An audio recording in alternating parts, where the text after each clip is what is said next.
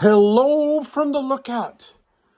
Well, it's April. Earlier in the week, I was wearing shorts and a t-shirt and sweating, and today I'm wearing a flannel and my vest, and it's chilly. It's April, springtime in Arkansas. How great is that?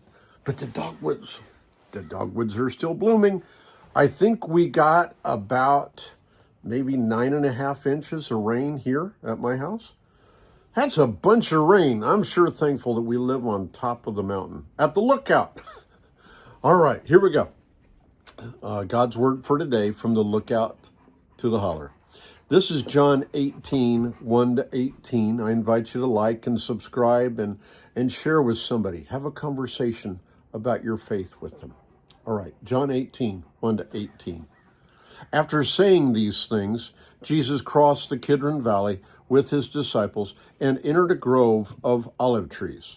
Judas, the betrayer, knew this place because Jesus had often gone there with his disciples. The leading priests and Pharisees had given Judas a contingent of Roman soldiers and temple guards to accompany him. Now, with blazing torches, lanterns, and weapons, they arrived at the olive grove. I'm not laughing about the text. Max got a hold of his toy. I was trying to keep it from him while I made the video, and he's going to sit there and squeak it. Yep, there he goes. Hold on a second. Okay, back to the narrative. Now, with blazing torches, lanterns, and weapons, they arrived at the olive grove. Jesus fully realized all that was going to happen to him, so he stepped forward to meet them. "Who are you looking for?" he asked. "Jesus the Nazarene," they replied. "I am he," Jesus said. Judas, who betrayed him, was standing with them. As Jesus said, "I am he," they all drew back and fell to the ground. "What's more," he asked them, "who are you looking for?" And again they replied, "Jesus the Nazarene." "I told you, I am he," Jesus said. "And since I am the one you want, let these others go." He did this to fulfill his own statement. "I did not lose a single one of these you have given me." Then Simon Peter drew a sword and slashed off the right ear of Malchus, the high priest's slave. But Jesus said to Peter, "Put your sword back into its sheath. Shall I not drink from the cup of suffering the Father has given to me?" So the soldiers, their commanding officer, and the temple guards arrested Jesus and tied him up. First, they took him to Annas, the father-in-law of Caiaphas, the high priest at that time. Caiaphas was the one who had told the other Jewish leaders, "It's better that one man should die for the people." Simon Peter followed Jesus, as did another of the disciples. That other disciple was acquainted with the high priest, so he was allowed to enter the high priest's courtyard with Jesus. Peter had to stay outside the gate. Then the disciple who knew the high priest spoke to the woman watching at the gate, and she let Peter in. The woman asked Peter, "You're not one of that man's disciples, are you?" "No," he said, "I am not." Because it was cold, the household servants and the guards had made a charcoal fire. They stood around it, warming themselves, and Peter stood with them, warming himself. We have Jesus, Judas, Simon Peter. Jesus is out of time. The plan made so long ago is reaching its final chapters for the redemption of mankind. So Jesus takes his followers to a familiar place to pray. Now enter Judas. In these moments, Judas is kind of a big deal. I mean, what would cause him to betray Jesus? Greed? Power?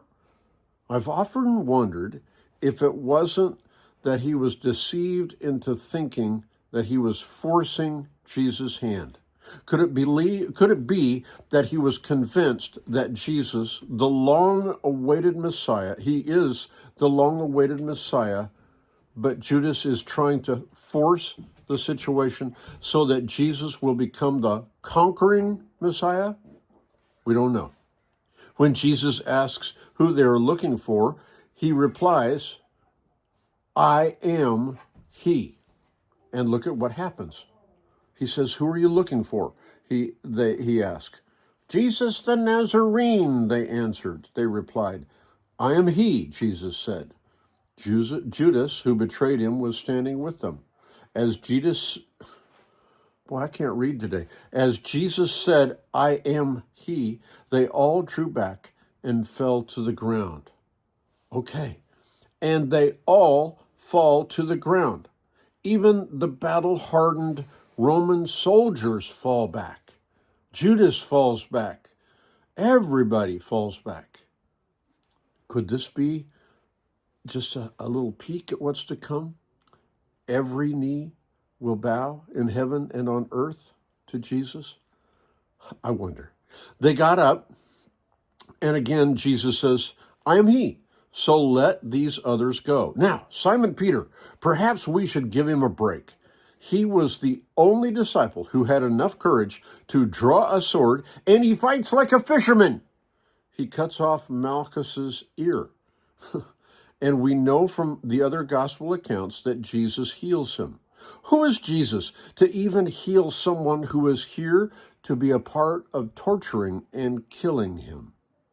This is Jesus, the Messiah, here for all people.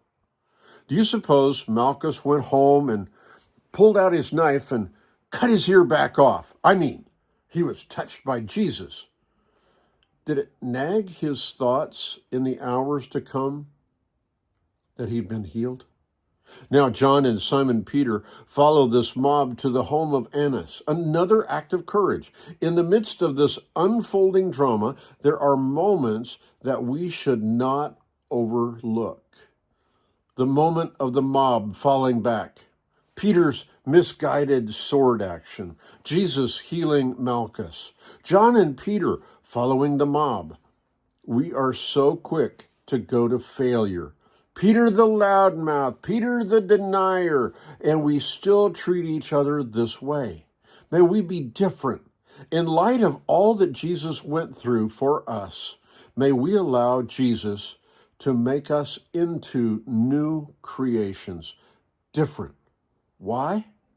Well, we will follow Peter through his failure of denial, to his tears, to the tomb, to fishing, to jumping in the water to swim to the resurrected Jesus, to Jesus questioning him, to 3 declarations of love, to Pentecost, and Peter's first message, the message of redemption. He makes us into new creations. And it starts with Peter. Peter, the one who failed, but also Peter, the one who was strong and tried so hard to live for Jesus. How about you? How about me?